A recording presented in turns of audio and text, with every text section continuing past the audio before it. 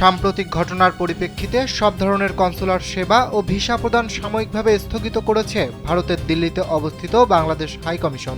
দিল্লির ঢাকা হাইকমিশন থেকে পরবর্তী ঘোষণা দেওয়ার আগ পর্যন্ত এ সিদ্ধান্ত কার্যকর থাকবে বলেও জানানো হয়েছে। পররাষ্ট্র মন্ত্রণালয়ের একটি সূত্র সোমবার এ তথ্য নিশ্চিত করেছে। সূত্র জানায়, দিল্লিতে বাংলাদেশের হাইকমিশনে উগ্র ভারতীয়দের হামলার পর সব ধরনের কনসুলার সেবা ও ভিসা দেওয়া স্থগিত করা হয়েছে।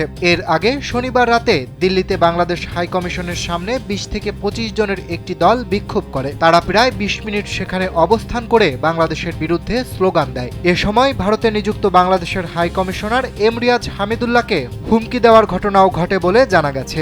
এছাড়া রোববার শিলিগুড়িতে বাংলাদেশের ভিসা সেন্টারে হামলা চালিয়ে ভাঙচুর করা হয়।